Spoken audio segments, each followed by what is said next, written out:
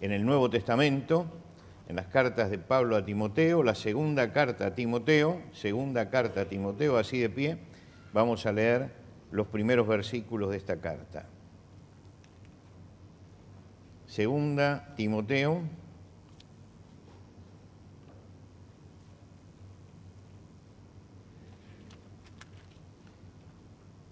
el primer capítulo,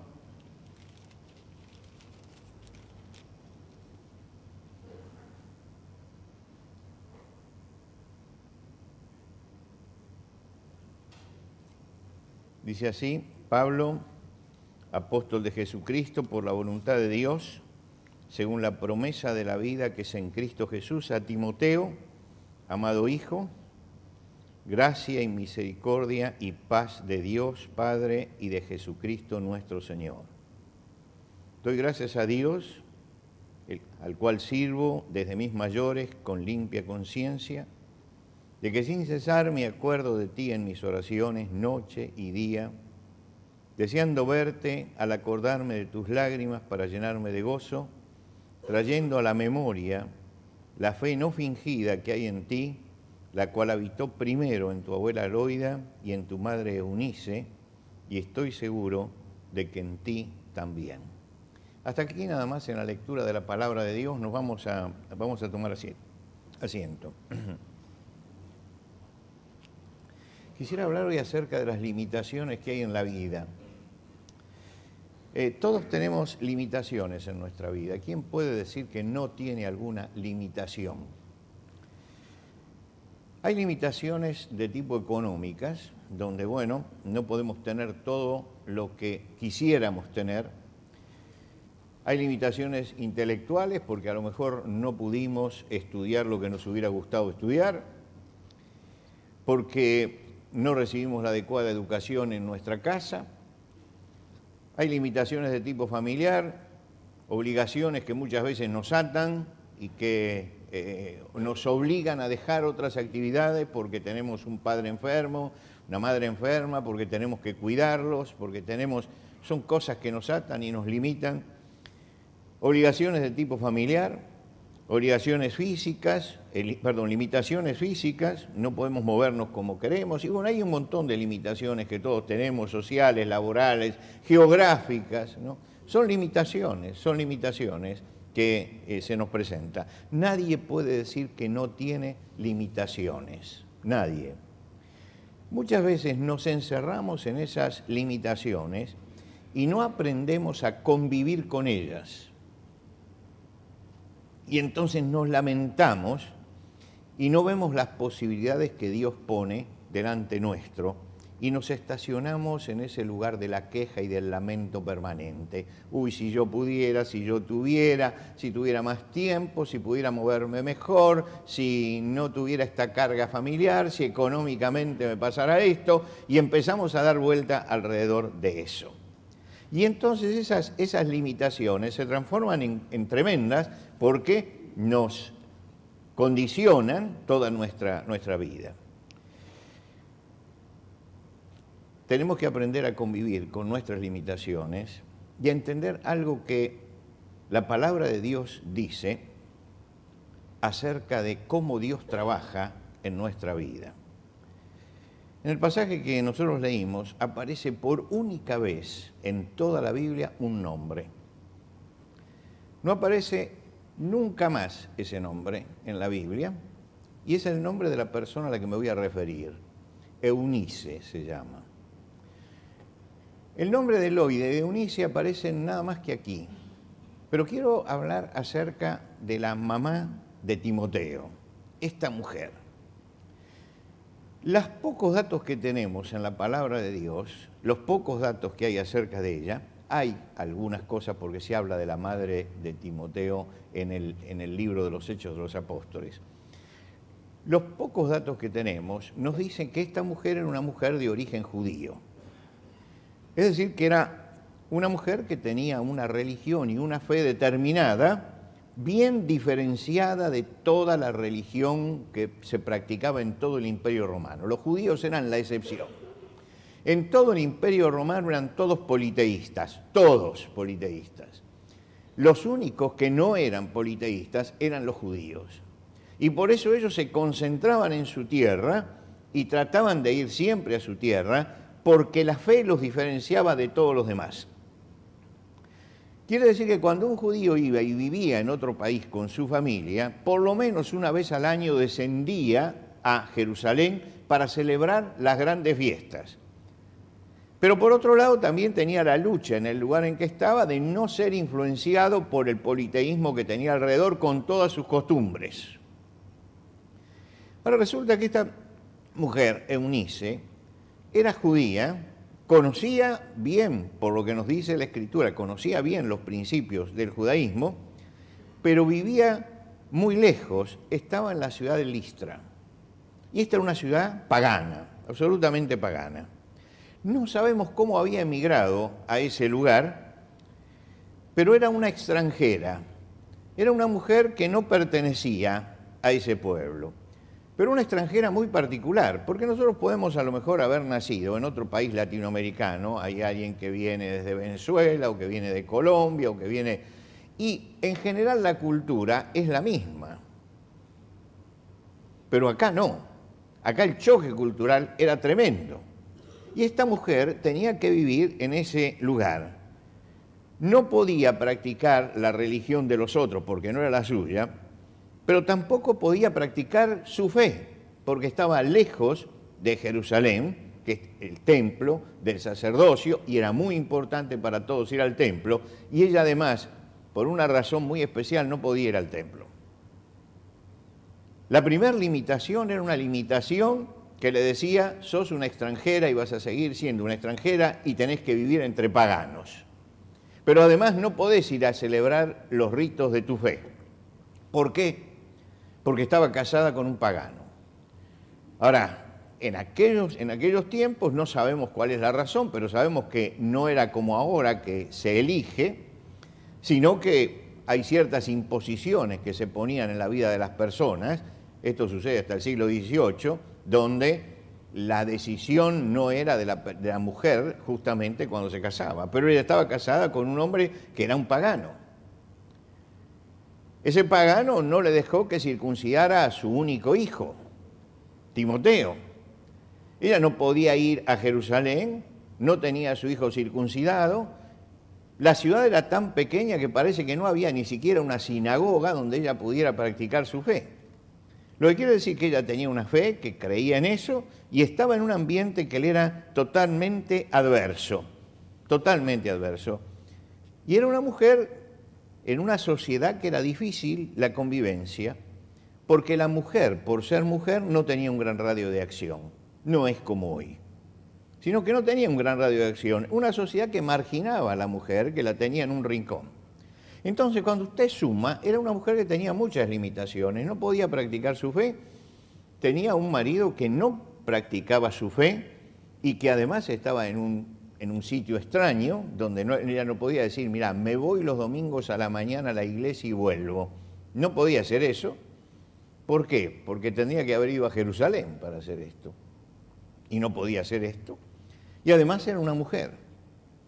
Y tenía un hijo varón, Timoteo, sin circuncidar, por lo tanto él no era técnicamente un judío, porque no había participado del rito que lo integraba al pueblo de Dios, con un padre seguramente que ejercía lo que los romanos llamaban la patria potestad, es decir, el gobierno de la casa.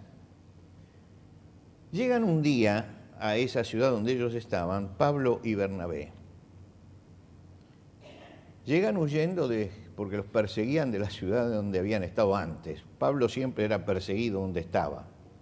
Y cuando llegan, el vulgo se reúne alrededor de ellos porque curan a un paralítico. Entonces se reúne el vulgo alrededor de ellos y viendo el poder que tenían y viendo la forma en que Pablo predicaba, Bernabé siempre quedaba, parece, callado detrás. Entonces dijeron, bueno, dice, esto es muy sencillo, son dos dioses que bajaron a la tierra y están acá.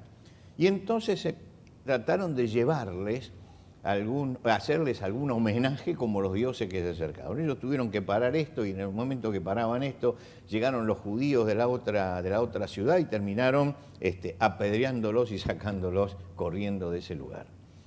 Sin embargo, quedó un grupo de cristianos fieles allí y entre ellos estaba esta mujer Eunice. Eunice conocía las Escrituras, conocía la ley de Moisés, porque eran formados en la ley de Moisés. Y seguramente ella recordó algo que dice el sabio Salomón en el libro de Eclesiastés. Todo lo que te viniere a la mano a hacer, hazlo según tus fuerzas.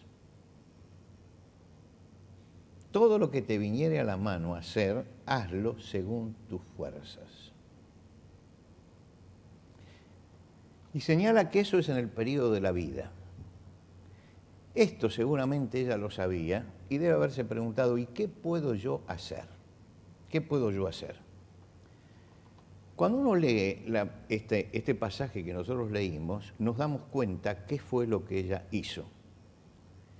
Pablo le escribe a Timoteo, el hijo de esta mujer. ¿Qué es lo que le dice? Persiste tú en lo que has aprendido y te persuadiste, sabiendo de quién has aprendido, y que desde la niñez has sabido las sagradas Escrituras, las cuales te pueden hacer sabio para salvación que es en Cristo Jesús. Desde la niñez. ¿Usted se imagina qué fue lo que pasó? Yo me lo imagino qué fue lo que pasó. Allí había una sola persona, bueno, estaba también la abuela, pero la madre que estaba allí, que conocía las Sagradas Escrituras, y esa mujer con tantas limitaciones, que no podía ir a Jerusalén, que no tenía la libertad de hacer circuncidar a su hijo, que conocía la ley de Moisés, y en medio de un pueblo pagano, seguramente pensó juntamente con Salomón, todo lo que te viniera a la mano a hacer, hazlo según tus fuerzas. ¿Y qué me vino a la mano a hacer? Y tengo un hijo acá, es lo que tengo más cerca, es aquello que yo puedo guiar, y entonces empieza a formarlo. Pablo dice, desde la niñez, él utiliza la palabra desde infante, desde la primera infancia. En aquel momento empezó a trabajar. Hoy que está tan desvalorizado el trabajo de la mujer con los hijos, que parecería que las mujeres tienen que realizarse todas fuera del hogar, y yo respeto eso. Hoy, si la mujer no trabaja, es muy difícil que la familia pueda ir adelante, se necesita esto.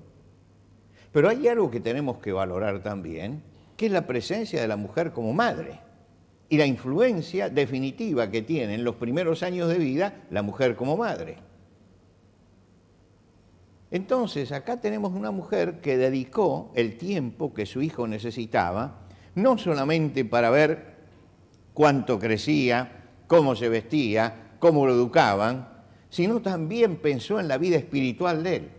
Y lo empezó a formar en el conocimiento de la ley de Dios en medio del paganismo. En medio de ese ambiente que tenía, comenzó a formarlo y contra seguramente la voluntad de un padre que era pagano y que era el ejemplo que Timoteo tenía.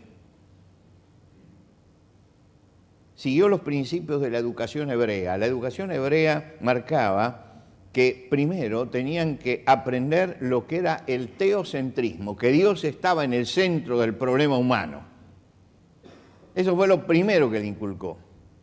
Eso lo hacían todos los hebreos que eran realmente religiosos de verdad. Es decir, transmitirle en primer lugar a los hijos que Dios está en el centro de la vida. Y después vienen todas las proyecciones.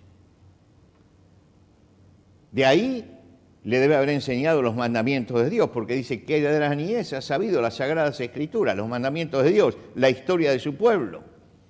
Cumplió el mandamiento de los proverbios, instruye al niño en su camino y aun cuando fuere viejo no se apartará de él. Lo instruyó. No podía hacer otra cosa. Las obligaciones de la casa que tenía una mujer, las cargas de un marido pagano, no había otra forma de hacerlo. No podía llevar a su hijo a la sinagoga.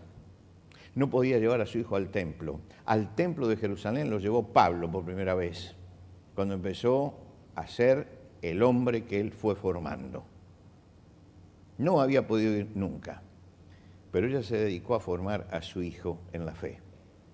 Cuando Pablo vuelve, después de un tiempo, dice que se encontró con una mujer judía creyente que tenía un hijo, Timoteo, pero de padre griego, y estoy leyendo en el libro de los Hechos de los Apóstoles. Creyente. Creyente es el término que se usaba para todos los que eran cristianos. Se hablaba de ellos como los creyentes, los que creían. Los resultados que vio Pablo en Timoteo era que había un joven que tenía buen testimonio. Dice, y daban todos buen testimonio de él los hermanos que estaban en Listra, la ciudad, y en la ciudad vecina también. Era un joven que se había comprometido con la fe, con las Escrituras y con la fe de su madre en Jesucristo. Quiere decir que él conocía todo el Antiguo Testamento, porque el Nuevo Testamento todavía no estaba escrito, él conocía todo el Antiguo Testamento y llegó a conocer a Jesucristo por la predicación de los cristianos. Él llegó a transformar su vida en Cristo por la obra de una madre que estuvo trabajando allí, porque era tal vez lo único que podía hacer por el Señor, lo único que podía hacer, pero lo hizo.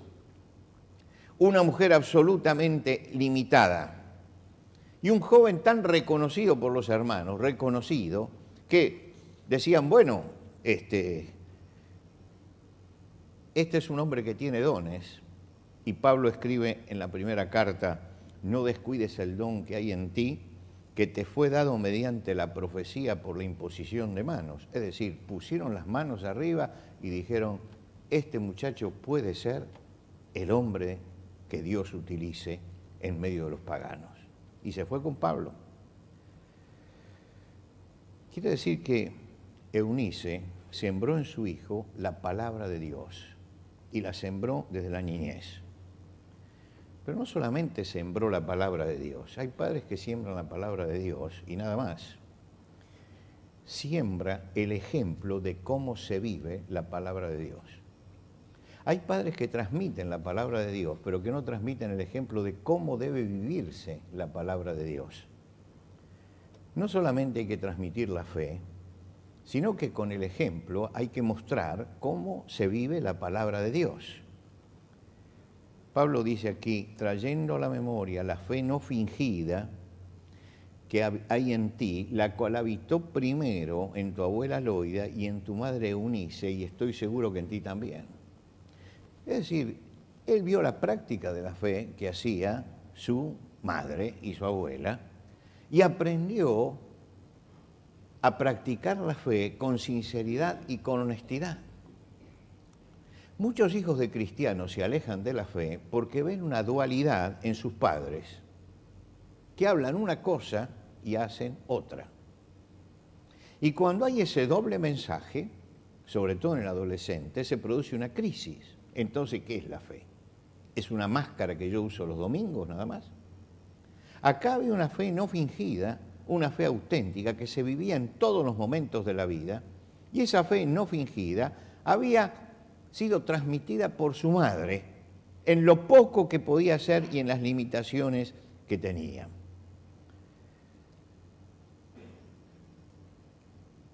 Eunice seguramente le enseñaba el mandamiento, pero después su hijo veía que ella cumplía el mandamiento.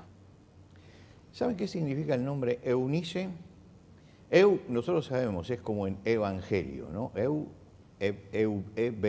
Para nuestro idioma, significa bueno, es buen triunfo. Buen triunfo significa el nombre. Y realmente esta mujer tenía bien puesto el nombre, porque fue un buen triunfo, un buen triunfo. Para ella las limitaciones no fueron limitaciones. La historia está llena de hombres para quienes las limitaciones no fueron limitaciones. Le recuerdo a usted que el hombre que fue el gran orador de la Grecia antigua, Demóstenes, cuyos discursos conmovían al gobierno griego, el pueblo iba a escucharlo por lo brillante que era en su oratoria. Le recuerdo que era tartamudo. Tartamudo. Y usted dice qué largos debían ser los discursos. No, no eran largos los discursos de él. había hecho toda una práctica para que su tartamudez no se notara. Por lo tanto, todos creían que era un gran hombre y bien elocuente. Pero él se iba al lado del mar, se llenaba la boca de piedritas y hablaba, y trataba de dominar su lengua para poder hablar correctamente. Usó su gran limitación para hacer algo positivo. Franklin Roosevelt, a los 39 años, quedó paralítico. Sus dos piernas, perdió movilidad en las dos piernas. Le dijeron, desde hoy va a tener que estar en una silla de ruedas. Llegó a ser el presidente de los Estados Unidos, haciendo toda su campaña en una silla de ruedas. Esto no fue ninguna limitación para él. El más grande de los músicos del romanticismo, ¿usted recuerda? Beethoven, era sordo. Comenzó a quedar sordo lentamente y cuando su sordera fue total, 24 años después, escribió la novena sinfonía, la más grande. No la escuchó nunca, pero la escribió. Tenía los sonidos metidos adentro. No fue limitación, no fue limitación. La obra más grande de la literatura española, El Quijote, la escribió un hombre que era manco. Qué contradicciones tremendas, ¿no? Braille era un educador francés que nació ciego. Inventó un sistema de lectura para los ciegos, el sistema que lleva su nombre, el sistema Braille. Algunos de ustedes habrá visto la película seguramente de John Forbes Nash.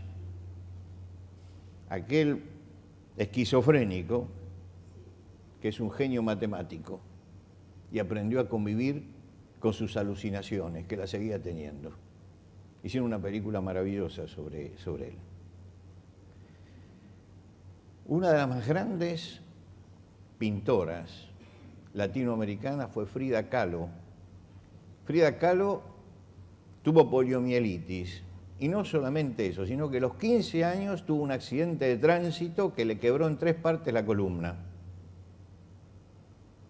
Sin embargo, como poetisa y como pintora, se destacó como una de las más importantes de América. Los cuadros de esta mexicana todavía están en el Malva y se exhiben como parte importantísima del acervo cultural de América Latina. Podríamos seguir la lista es grande. Para estos hombres nunca esto fue limitación.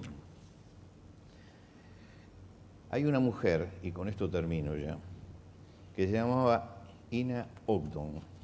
Ina Ogden. Si ustedes lo buscan pueden encontrarse hay todavía algunas fotos. Ella nació en 1872 y murió allí por 1960, más o menos, por allí. Esta mujer era una cristiana muy comprometida que trataba de acercarse a las personas que estaban perdidas y hablarles de Jesucristo, y esa era su tarea. Hasta que un día su padre enfermó gravemente y ella tuvo que cuidarlo. Y tuvo que abandonar eso que era la tarea que para ella era fundamental en su vida espiritual. ¿Qué hizo esta mujer? Tenía una gran capacidad para la música. Y entonces escribió una canción que nosotros cantamos y que dice: nunca esperes el momento de una gran acción, ni que lejos pueda ir tu luz. ¿Brilla dónde? En el sitio donde estés. No hay limitaciones para brillar. Uno puede brillar y hacer la obra de Dios siempre, porque para Dios no hay limitaciones. No hay limitaciones. Usted dice, sí, pero yo no encuentro... Escúcheme, el apóstol Pablo cuando escribe la carta a los romanos y habla de la salvación, dice que nos salvó por su gracia, que no nos salvó por obras, sino por gracia. Pero nos salvó para que hiciéramos buenas obras. Y escuche, las que Dios preparó de antemano para que anduviésemos en ellas. Lo que quiere decir que allí cerca tuyo y cerca mío, siempre hay una obra que Dios quiere que nosotros hagamos y que está por encima de todas nuestras limitaciones. Y eso lo podemos hacer. Por eso no existen limitaciones para un cristiano. Siempre, siempre puedo encontrar el lugar y el momento donde brillar y donde hacer la buena obra que Dios preparó de antemano para mí.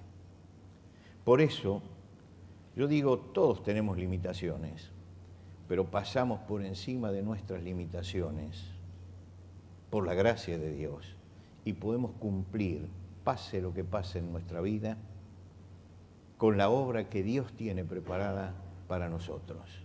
Eunice es un ejemplo de esto.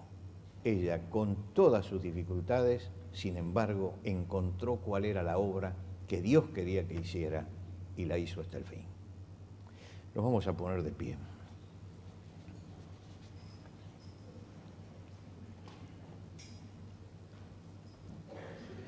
Señor, ayúdanos esta mañana a comprender